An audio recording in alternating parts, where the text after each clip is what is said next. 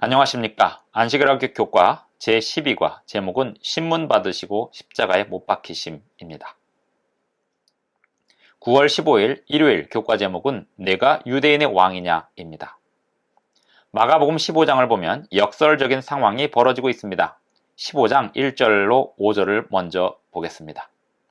새벽에 대제사장들이 즉시 장로들과 서기관들 곧 온 공회와 더불어 의논하고 예수를 결박하여 끌고 가서 빌라도에게 넘겨주니 빌라도가 묻되 내가 유대인의 왕이냐? 예수께서 대답하여 이르시되 내 말이 옳도다 하시매 대제사장들이 여러 가지로 고발하는지라. 빌라도가 또 물어 이르되 아무 대답도 없느냐? 그들이 얼마나 많은 것으로 너를 고발하는가 보라 하되 예수께서 다시 아무 말씀으로도 대답하지 아니하시니 빌라도가 놀랍게 여기더라. 본디오 빌라도는 기원 후 26년부터 36년까지 유대 총독이었습니다. 그는 선한 통치자는 아니었습니다. 그의 통치는 그 땅의 많은 사람들을 경악하게 만들었습니다. 예수님에 대한 유대인들의 재판에서 사형 판결을 내린 이유는 신성 모독이었습니다. 하지만 로마의 통치하에서 유대인들은 대부분의 경우 사형을 집행할 수 없었습니다. 그리하여 유대인들은 예수님을 빌라도에게 끌고 왔고 사형 판결을 내려주기를 바랬습니다. 빌라도에게 전달된 예수님의 혐의가 무엇인지 언급되어 있지 않지만 빌라도가 예수님을 신문하는 내용으로 보아 그 혐의에 대해 알 수 있습니다. 빌라도가 예수님께 묻기를 내가 유대인의 왕이냐? 라고 묻습니다. 구약시대에 이스라엘은 왕에게 기름을 부었기 때문에 메시아, 즉 기름 부음을 받은 이라는 용어가 의미하는 바가 메시아를 왕으로 대하고 로마 황제를 대항하려는 것으로 왜곡되어 비추어질 것은 불보듯 뻔했습니다. 그리하여 사내들인에서 예수님에게 씌운 혐의는 신성 모독인 반면에 통치자에게 전달된 예수님의 혐의는 내란 선동이었는데 이 또한 사형 판결을 이끌 수 있었습니다. 역설은 이것입니다. 예수님은 메시아이기도 하시고 유대인의 왕이신 건 맞는데 예수님에게 씌워진 혐의인 신성 모독과 내란 선동은 잘못된 혐의라는 것입니다. 오히려 예수님은 경배와 존경을 받으셔야 했습니다. 그리고 예수님은 여전히 왕다우신 태도로 행동하고 계셨습니다. 빌라도의 질문에 예수님은 이렇게 답하십니다. 내가 그렇게 말하는도다. 이 답변은 혐의를 씌우기엔 불분명했습니다. 예수님은 그 칭호를 부인하지도 않았고 확인하지도 않았습니다. 예수님은 답변을 하시면서 의사를 전달하시기를 예수님이 왕이시기는 하나 정치적인 왕이 아니라 전혀 다른 부류의 왕이심을 나타내고 계셨습니다. 마가복음 15장 6절을 보면 6월절에 죄수를 한 명 풀어주는 전례가 나옵니다. 마가복음 15장 9절에서 빌라도는 유대인들에게 유대인의 왕을 풀어주기를 원하는지 묻습니다. 빌라도의 질문은 역설적인 접근이었습니다. 왜냐하면 유대인의 왕이라면 풀어주기를 바라야 하는 게 아니겠습니까? 그런데 이 역설은 빌라도의 뜻대로 되지 않고 그 반대로 전개가 됩니다. 마가복음 15장 9절 10절에는 빌라도가 인식하고 있는 것과 인식하지 못하는 것에 대한 문제가 나타나 있습니다. 빌라도는 인식하기를 대제사장들과 장로들과 서기관들이 예수님에게서 돌아섰고 그 이유는 시기 때문이라고 판단했습니다. 하지만 군중들에게 한 질문에서 나타난 것은 빌라도 자신이 그 종교 지도자들에게 노란하고 있음을 인식하지 못하고 있다는 사실입니다. 종교 지도자들은 군중들을 충동질하여 예수님을 십자가에 못 박게 하고 있었습니다. 빌라도는 움찔했습니다. 십자가형은 끔찍한 형벌이었습니다. 특별히 결백하다고 생각되는 사람에게 십자가형은 너무 가혹했습니다. 이교도 통치자가 메시아를 놓아주려고 하고 있고 유대 종교 지도자들은 메시아를 십자가에 못 박으려 하고 있으니 이 얼마나 고통스러운 역설인지 모르겠습니다. 9월 16일 월요일 교과 제목은 유대인의 왕 만세입니다. 마가복음 15장 15절로 20절을 보면서 로마 군인들이 예수님께 어떻게 했는지와 왜 그렇게 했는지 그리고 그 의미가 무엇인지 생각해 봅니다. 빌라도가 무리에게 만족을 주고자 하여 바라바는 놓아주고 예수는 채찍질하고 십자가에 못 박히게 넘겨주니라. 군인들이 예수를 끌고 브라이도리온이라고 불리우는 뜰 안으로 들어가서 온 군대를 모으고 예수에게 자색 옷을 입히고 가시관을 엮어 씌우고 격리하여 이르되 유대인의 왕이여 평안할지어다 하고 갈대로 그의 머리를 치며 침을 뱉으며 꿇어 절하더라. 희롱을 다한 후 자색 옷을 벗기고 도로 그의 옷을 입히고 십자가에 못 박으려고 끌고 나가니라. 로마인들은 죄수를 처형하기에 앞서 잔인하게 매질을 자행했습니다. 죄수는 옷을 벗기우고 기둥에 묶입니다. 그리고 채찍으로 매질을 당하는데 채찍에는 뼈 조각, 유리 조각, 돌, 못 조각이 붙어 있었습니다. 로마 군인들이 예수님을 채찍질한 후에 자색 옷을 입히며 조롱하고 머리에 가시관을 씌우고 유대인의 왕이라 하며 때렸습니다. 이 군인들은 총독의 부대원들이었는데 당시 한 부대의 인원은 보통 200명에서 600명으로 구성되었다고 합니다. 이 장면이 독자들에게 역설적으로 보이는 이유는 예수님은 실제로 왕이시기 때문이고 군인들이 하는 조롱의 말에서 말 자체는 사실이기 때문입니다. 예수님은 유대인의 왕이십니다. 로마 군인들이 로마 황제에게 시저 황제 폐하 만세 하듯 예수님을 향하여 유대인의 왕이여 평안할지어다 하고 있습니다. 황제에게 경의를 표하는 형태가 말 속에 담겨 있습니다. 예수님을 조롱하던 군인들의 행실은 갈대로 머리를 치고 예수님에게 침을 뱉고 조롱하며 경의를 표하듯 꿇어 절하는 것이었습니다. 이 세 가지 행실이 헬라어로 기록되었는데 모두 미완료 시제로 쓰였습니다. 이런 경우 이 시제가 나타내는 것은 반복하는 행동을 의미했습니다. 예수님을 반복하여 때리고 침 뱉고 무릎 꿇고 절하며 조롱했던 것입니다. 예수님은 침묵으로 이 모든 상황을 겪으셨습니다. 전혀 반응하지 않으셨습니다. 십자가로 처형하던 로마의 전형적인 방식에는 정죄받은 죄수가 옷이 벗겨진 채 처형 장소까지 십자가를 들고 운반하는 것이 포함되어 있었습니다.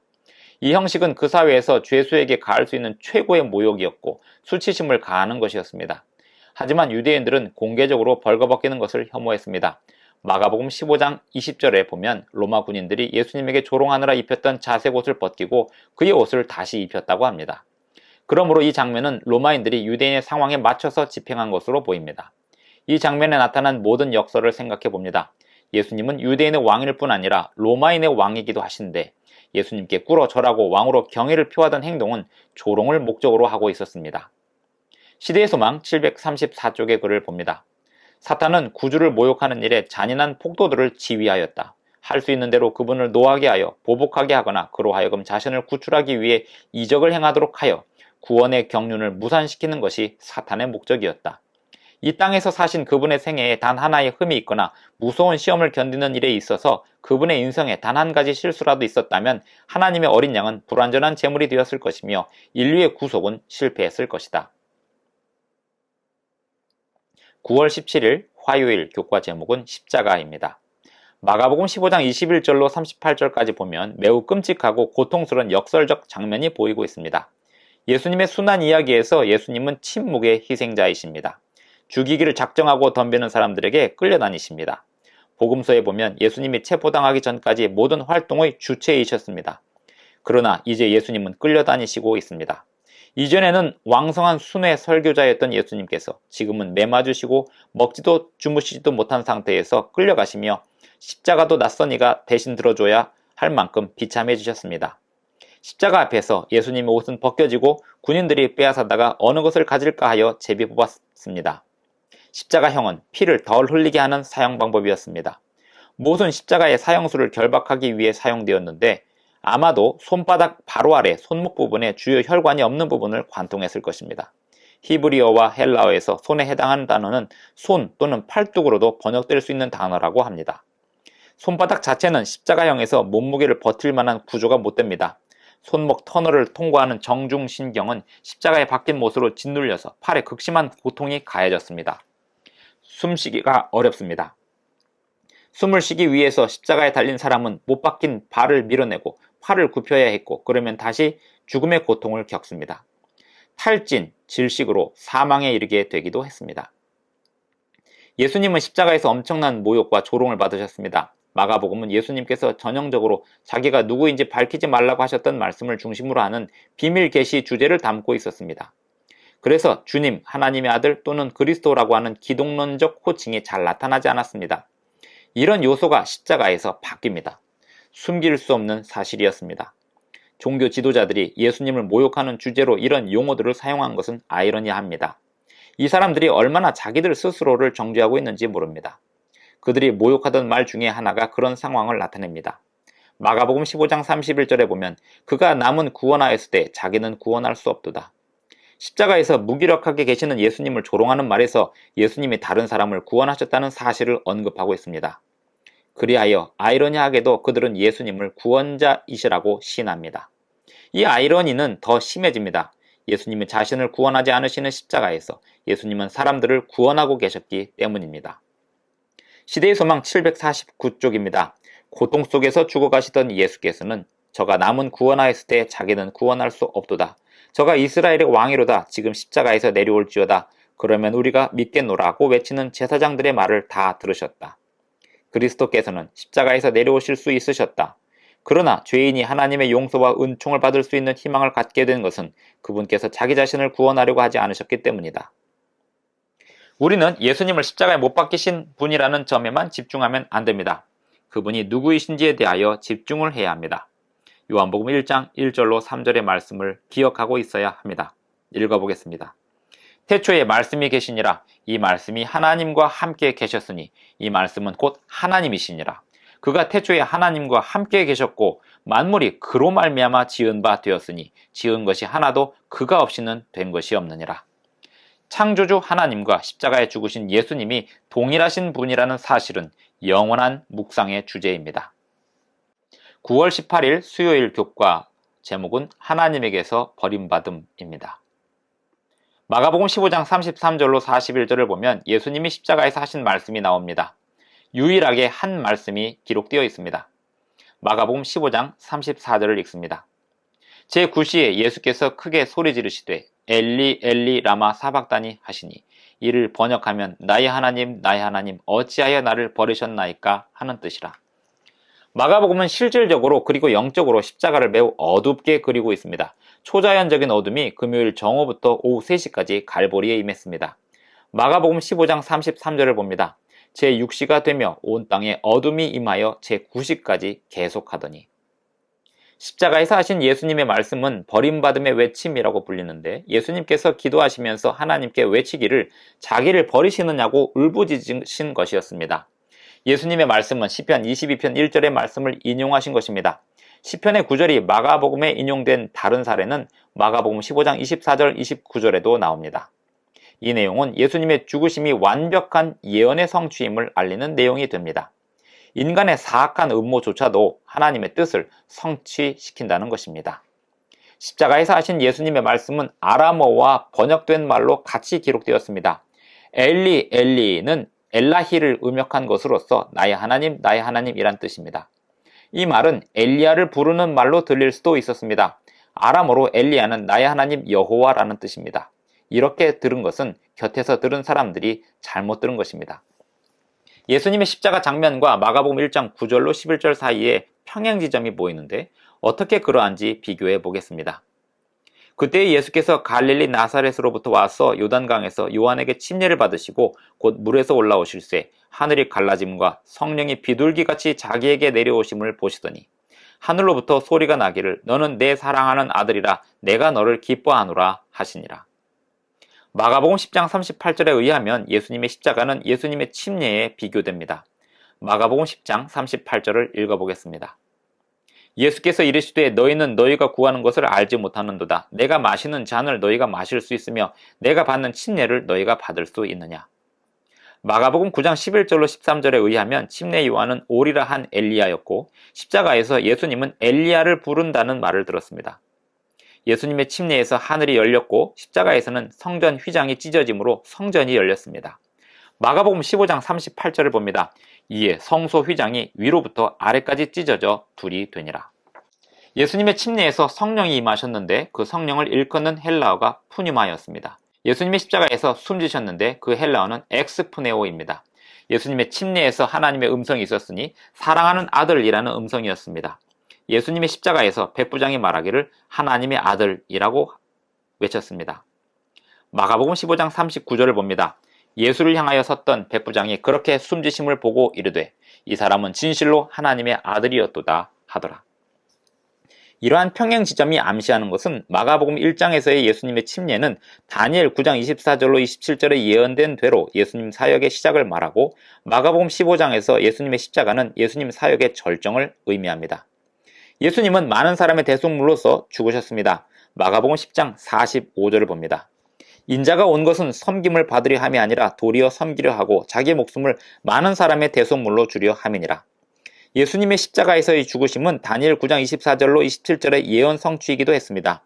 성전 휘장이 찢어진 사건도 성소 희생 제도의 완성을 의미했습니다. 표상이 원형을 만났고 구원사의 새 국면이 시작되었습니다. 9월 19일 목요일 교과 제목은 무덤의 장사되심입니다. 마가복음 15장 42절로 47절을 보면 아리마대 부자 요셉이 등장합니다. 예수님의 제자들이 다 도망친 중에 요셉이 등장한 것은 어떤 점에서 중요할지 생각해 봅니다. 극적인 사건의 끝에 지극히 현실적인 문제들이 기다리고 있습니다. 우선 첫째로 죽은 자는 장사되어야 했습니다. 하지만 다음에 나오는 몇 가지 사실들이 영적으로 대단히 감동적입니다. 그리고 대단히 역사적으로 중요한 사건이 됩니다. 이 구절에서 아리마대 요셉은 마가복음에서 처음이자 마지막으로 등장합니다. 요셉은 산헤드린의 존경받는 의원이자 상류 특권층이었습니다. 부유하고 존경받는 입장의 사람으로서 요셉은 고위 관료였습니다. 즉, 그는 빌라도에게 접근할 수 있는 사람이었고 예수님의 시신을 요구할 수 있었습니다. 의회의 의원이었던 한 사람이 예수님의 장례에 나서게 되었다는 사실이 감동적인 사실입니다. 반면에 예수님이 신뢰하시던 제자들은 어디에 있었을까요? 여기서 보여주는 매우 중요한 역사적 사실은 예수님의 죽으심이 확인되었다는 사실입니다. 마가복음 15장 43절에서 요셉은 예수님의 시신을 요구하고 있습니다. 아리마대 사람 요셉이 와서 당돌이 빌라도에게 들어가 예수의 시체를 달라 하니 이 사람은 존경받는 공회원이요 하나님의 나라를 기다리는 자라. 그런데 빌라도가 놀라는 것은 예수님이 벌써 죽었다는 점이었습니다. 예수님의 제자들은 예수님의 죽음에 앞서 다 도망쳤고 산헤드린 의원이었던 아리마대 부자 요셉이 예수님에게 시신을 달라고 하고 있습니다. 그래서 빌라도는 십자가형을 담당했던 백부장에게 사실 여부를 다시 확인합니다. 예수님이 이미 죽었는지 묻습니다. 백부장은 예수님의 죽으심을 확인시켜 주었습니다. 이 사실이 중요한 이유는 어떤 사람들이 나중에 주장하기를 예수님이 십자가에서 죽었던 게 아니라 단지 실신했었다고 거짓되이 말했기 때문입니다.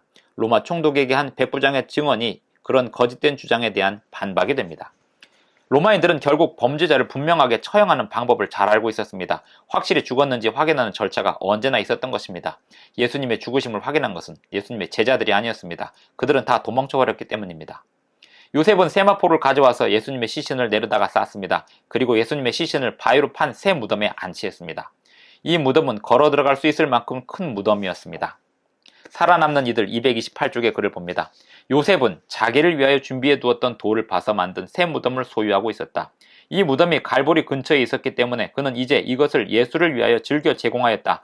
그래서 예수의 시체는 니고데모가 가져온 향료를 넣어 가는 배로 싼 후에 세 제자가 함께 아직 사람을 장사하지 아니한 새 무덤으로 고귀하신 저희 구주를 모셔갔다. 그들은 찢어지고 상한 수족을 거두고 상한 손을 박동이 그친 가슴 위에 접어드렸다. 마가는 요셉의 무덤의 위치를 확인한 두 여인에 대해서 주목합니다. 요새의 어머니 마리아와 막달라 마리아였습니다. 이 두 여인은 살로메와 더불어 십자가를 멀리서 지켜보았던 사람들이고 일요일 아침에는 예수님의 무덤을 찾았고 예수님의 시신에 대한 방부 처리 작업을 완성 지으려 했습니다. 세 여인의 이름이 기록된 이유는 무엇일까요? 그들은 마가복음 16장에서 빈 무덤의 증인들이 되었습니다. 그리하여 예수님의 부활을 증거하는 중요한 증인이 되었습니다. 이번 과에서 주는 아이러니한 교훈이 있습니다. 예수님의 죽으심과 부활의 증인이 되어야 했던 제자들이 도망쳐버린 사이에 예수님을 정죄했던 산헤드린 회의체의 일원이었던 한 사람이 마지막 순간에 예수님의 죽으심을 증언한 영웅이 된 것이나 다름없었습니다. 그리고 여인들이 예수님의 부활을 증언한 최초의 증인들이 되었습니다.